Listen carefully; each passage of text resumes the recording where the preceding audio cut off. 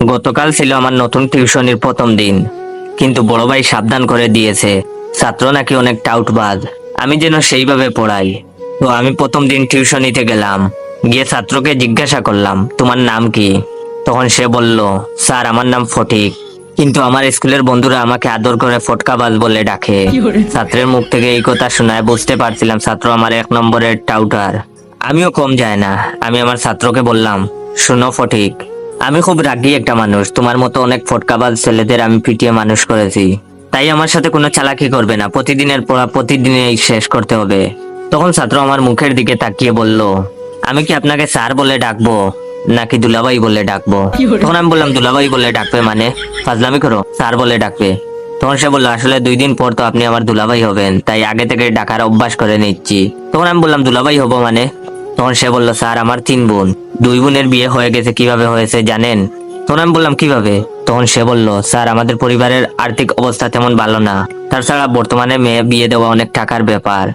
আমার আব্বু আম্মু খুব চালাক, তারা চালাকি করে ভার্সিটি পড়ুয়া ভালো একটা ছেলেকে আমাকে পড়ানোর জন্য নির্বাচিত করে। তারপর ওই স্যার যখন আমায় পড়াতে আসে তখন তাকে আমার আব্বু আম্মু খুব আদর যত্ন করে। পড়ানোর সময় আমার আপু খুব সুন্দর করে সেজে স্যারের সামনে গুড়গুড় করে। তো একদিন আমাকে শিখিয়ে দেওয়া হয় আমি যেন পড়ার সময় মিথ্যা কথা বলে ওয়াশরুমে চলে যাই, আর আমিও তাই করি। তখন আপু স্যারের রুমে এসে দরজা বন্ধ করে দেয়, আর একটু পরেই আম্মু আব্বু দরজা ধাক্কাধাক্কি করতে থাকে। তখন আপুটা কান্না ভেজা চোখে দরজা খুলে। তারপর আব্বু আম্মু জোর করে ওই স্যারের সাথে আপুকে বিয়ে করিয়ে দেয়। তখন স্যারের কিছুই করার থাকে না, কারণ আব্বু আম্মু স্যারকে খুব ভয় দেখায় আর বলে বিয়ে না করলে এলাকার লোকদের জানাবে। তখন স্যার নিরুপায় হয়ে কাঁদতে কাঁদতে আপুকে বিয়ে করে। এতে টাকাও খরচ হলো না, আর ভালো ছেলের সাথেও বিয়ে দেওয়া হলো। 2 জনের বিয়ে এভাবেই হয়েছে, আর 3 নম্বর বোনের বিয়ের জন্য আব্বু আম্মু আপনাকে নির্বাচিত করেছে। ছাত্রের মুখ থেকে এইসব কথা শোনার পর আমার অবস্থা খুব খারাপ হয়ে যায়। আমি উঠে দাঁড়ানোর শক্তি পর্যন্ত হারিয়ে ফেলি, হাত পা আমার থরথর করে কাঁপতে থাকে। তখন ছাত্র আমার কানের কাছে ফিস ফিস করে বলল, স্যার একটু পর আপু আসবে চা দেবার নাম করে আপনাকে দেখতে। আমি তখন কথা বলার শক্তি পর্যন্ত হারিয়ে ফেলেছি। ঠিক তখনই দেখলাম কালো একটা মেয়ে মুখে সাদা পাউডার মেখেছে, টুটে লাল লিপস্টিক, লাল টিপ, একদম অদ্ভুত খারাপ দেখতে, হাতে চায়ের কাপ নিয়ে আমার কাছে আসছে।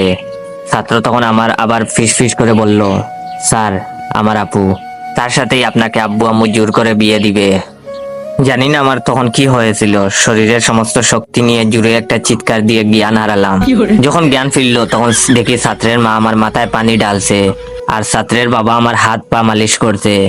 আমি তখন সোজা ছাত্রের মায়ের পায়ে ধরে কাঁদতে কাঁদতে বললাম, আন্টি আমায় মাফ করে দেন, আমি বিয়ে করতে পারবো না, আমি খুব গরিব, আমাকে নিয়ে আমার বাবা মার অনেক স্বপ্ন, তাছাড়া আমার গার্লফ্রেন্ডও আছে, ও যদি জানে আমি বিয়ে করেছি তাহলে আমায় মেরে ফেলবে। বাই দ্য ওয়ে এইটা মিথ্যা ডায়লগ ছিল। তখন তিনি বললেন, আরে বাবা তুমি আমার পা ছাড়ো, আর বিয়ে করবা না মানে কি? তখন আমি বললাম, আমি আপনার মেয়েকে বিয়ে করতে পারবো না। ছাত্রের মা আমার কথা শুনে একদম চমকে গেলেন। তারপর আমাকে সোফায় বসিয়ে বললেন, আমার মেয়ে মানে? আমার তো কোনো মেয়েই নেই, আমার তো একটা মাত্র ছেলে। তখন আমি বললাম, তাহলে ওই মেয়েটাকে? তখন তিনি বললেন, আমাদের বাসার কাজের মেয়ে। ওয়েট, গল্পটা শেষ করার আগে আমার এই ভিডিওটা আপনার 15 জন বন্ধুকে শেয়ার করে দিবেন। অনেকে আমার ভিডিওতে কমেন্ট করেন, জয় ভাই প্রতিদিন নতুন নতুন ফানি গল্প দেও না কেন? তো ভাই আপনাদের উদ্দেশ্যে, আমি ফানি গল্প দিয়ে কি করব? আপনারা তো লাইক কমেন্ট শেয়ার কিছুই করেন না। তো যদি চান আমি প্রতিদিন রেগুলার ফানি ফানি গল্প দেই, তাহলে অবশ্যই আমার এই ভিডিওটা আপনার 15 জন বন্ধুকে শেয়ার করে দিবেন, এন্ড কমেন্ট বক্সে বলবেন গল্পটা কেমন লাগছে, এরকম গল্প কি প্রতিদিন চান? যখন আন্টি বললেন ওই মেয়েটা ওনাদের বাসার কাজের মেয়ে, এই কথাটা শোনার পর আমার মাথায় আকাশ ভেঙে পড়লো। শেষে কিনে এই পিচ্চি ছেলে আমায় কাঁদিয়ে ছাড়লো। আমি তখন ছাত্রের মাকে বললাম, আন্টি ফটিক কোথায়? তখন আন্টি বললেন, ফটিক কে? আমি বললাম, আপনার ছেলে। তখন তিনি বললেন, আমার ছেলের নাম তো পিয়াস, আর তুমি অজ্ঞান হবার পর পিয়াস যেন কোথায় গেল। আমার মাথায় তখন জিম জিম করছে, এই ছেলেটা মহা টাউটার, এই বয়সে যেরকম টাউটারি করে বড় হলে না জানি কি কি করে। আন্টি তখন আমার মাথায় হাত রেখে বলল, বাবা তোমার মনে হয় আজ শরীরটা খারাপ, তুমি বরং আজ চলে যাও, কাল থেকে না হয়ে এসো।